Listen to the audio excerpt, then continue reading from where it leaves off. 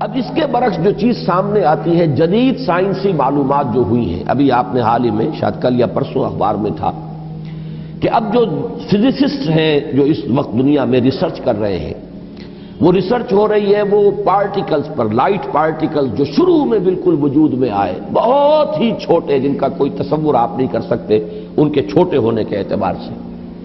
معلوم ہوا کہ وہ 3 قسم کے بیسک پارٹیکلز ہیں، انہی سے پھر یہ کائنات بنی ہے۔ یہ ساری ریسرچ ہو رہی ہے۔ اسی طرح نوبل پرائز جب ملا تھا عبدالسلام کو، یہ جو سائنسدان ہے قادیانی، اور انہیں نصف حصہ ملا تھا ایک اور دوسرے شخص کے ساتھ نوبل پرائز میں، تو وہ بھی آپ کو یاد ہوگا، اخبارات میں پڑھا ہوگا کہ وہ بھی ریسرچ تھی اس بات پر کہ اس کائنات کے اندر بیسک فورسز کون کون سی ہیں۔ ایک فورس آف گریویٹی ہے، ایک میگنیٹک فورس ہے، ایک الیکٹرانک فورس ہے، وغیرہ وغیرہ۔ اور ہو یہ رہا ہے کہ اب یہ چیزیں جیسے جیسے تحقیق آگے بڑھ رہی ہے، ان کی تعداد کم ہو رہی ہے، گویا کثرت سے وحدت کی طرف انسان جا رہا ہے، اور انسان یہاں تک جا رہا ہے کہ پوری کائنات اپنی پوری ڈائیورسٹی، اپنے پورے تنوع کے ساتھ، اس کا نقطہ آغاز جو ہے وہ بالکل ایک یا 2 یا 3 چیزیں ہیں بڑی حقیر سی، وہاں سے اس کائنات کا ارتقاء ہوا۔ وہ جو theories of the creation of universe ہے کہ یہ کائنات کیسے وجود میں آئی، کریشن کیسے ہوئی، کن سٹیجز میں سے یہ کائنات گزری ہے۔ قرآن کہتا ہے کہ ایک لفظ کن ہے جس سے کہ اس کائنات کی تخلیق ہوئی۔ اللہ تعالیٰ کے اس ایک حرف کن نے سب سے پہلی شکل جو اختیار کی ہے وہ وہی پارٹیکلز ہیں نور کے، سب سے چھوٹے چھوٹے پارٹیکلز۔ یہ خنک نور کا دور ہے جس میں کہ حرارت نہیں تھی، گرمی نہیں تھی، ٹھنڈی روشنی، ایک بسیط نور تھا کہ جو اس حرف کن کے ذریعے سے وجود میں آیا۔ یہ جو دور ہے خنک نور کا، ذہن میں رکھیے، اس میں ابھی حرارت نہیں ہے، اس میں گرمی نہیں ہے، جو بھی ہے اندر پوشیدہ ہے اس کے، وہ بعد کا مرحلہ آئے گا جب میں عرض کروں گا۔ اس خنک نور کے دور ہی میں 2 چیزیں اللہ نے اس سے پیدا کی جو صاحب شعور اور صاحب تشخص ہے۔ ایک ارواح انسانیہ، وہ بھی نورانی ہے، اس نور سے بنی۔ دوسرے ملائکہ، وہ بھی نورانی ہے اور اس نور سے بنے۔ سب سے پہلے اللہ نے حضور صلی اللہ علیہ وسلم کی روح کو پیدا کیا، کیونکہ ابتدائی مرحلہ یہی ہے۔ یہ خنک نور کا دور ہے، جبکہ ابھی نہ کوئی ناری کرے تھے، نہ کہیں کسی طرح کی خاک وغیرہ کا کوئی مسئلہ تھا۔ اس کائنات میں اللہ تعالیٰ کے حرف کن نے ایک خنک روشنی کی شکل اختیار کی تھی، اس سے پیدا کی گئی ارواح انسانیہ، انہی میں ایک روح محمدی ہے صلی اللہ علیہ وسلم۔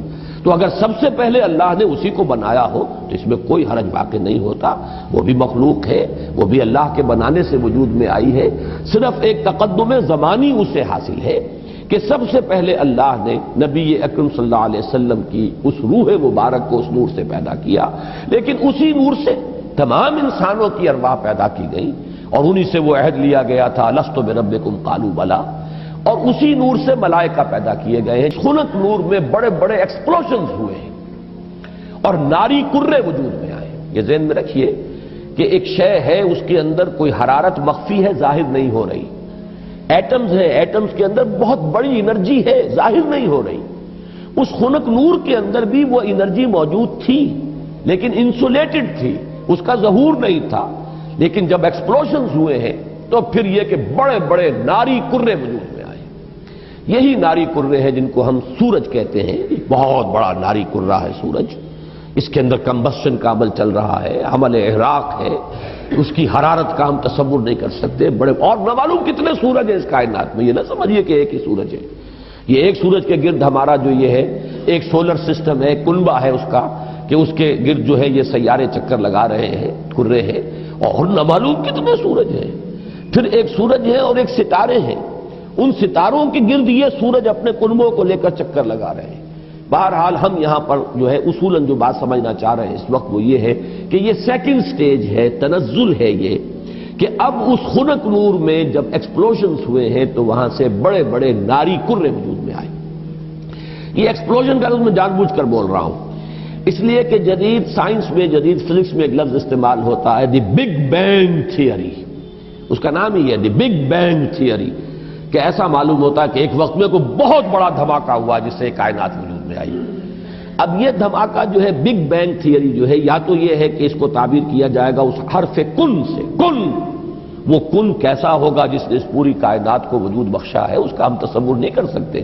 یہ ہم کہہ رہے ہیں کن، لیکن اللہ کا وہ کلام جب صادر ہوا ہو اور حکم ربی امر کن جو ہے اس کی کیا کیفیت ہوگی، تو یا تو بگ بینگ جو ہے یا تو اس سے تعبیر کیا جائے، اور یا یہ کہ جو یہ ایکسپلوژنز ہوئے ہیں اس خنک نور نے جو ناری کروں کی شکل اختیار کی ہے، تو یہ بگ بینگ ہے، یہ دھماکہ ہے۔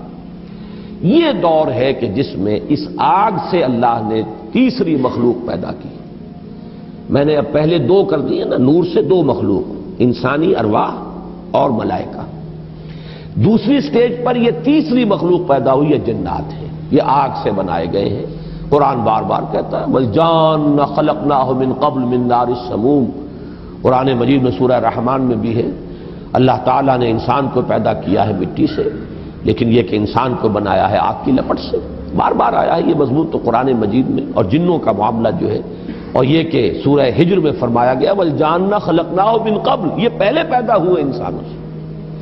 لہذا یہ دوسری سٹیج ہے جس میں کہ جنات کی تخلیق ہوئی ہے اس آگ کی لپٹ سے۔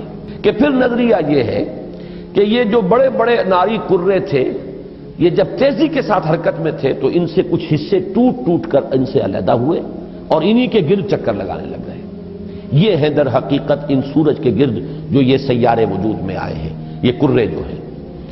پھر یہ ٹھنڈے ہونے شروع ہوئے، اور ان میں جب ٹھنڈا ہوا ہے وہ ناری کرہ، تو اوپر جو ہے کرسٹ آیا، راکھ، جیسے انگارے کے اوپر راکھ آ جاتی ہے، راکھ ٹھنڈی ہوتی ہے، اندر انگارہ موجود ہے، ذرا سی راکھ ہٹ جائے اگر اور آپ کی انگلی جو ہے اس انگارے کو ٹچ کر جائے تو جلے گی، لیکن اگر راکھ اوپر ہے تو وہ آپ کو محسوس نہیں ہوگا۔ اور چونکہ ٹھنڈی چیز سکڑتی ہے، لہذا اس کے اندر اب دراڑیں پڑی ہیں، کہیں پہاڑ بن گئے، کہیں غاریں بن گئی، ساتھ ہی ان کے ٹھنڈے ہونے کی وجہ سے بخارات نکلے ہیں، انہی میں سے نکلے ہیں، انہی کروں میں سے بخارات نکلے ہیں۔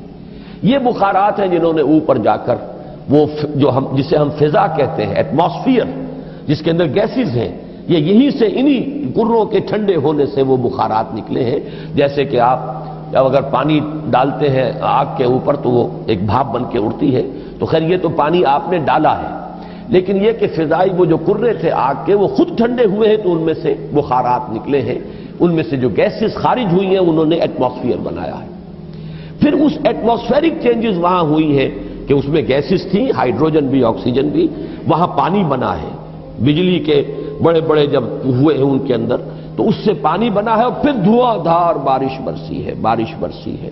اب جو ہمارے ہاں یہ جو اعداد آتے ہیں، لاکھوں برس تک بارش ہی برستی رہی، نتیجہ یہ ہوا کہ جو جگہیں نشیبی تھی ان میں پانی بھر گیا، سمندر وجود میں آ گئے۔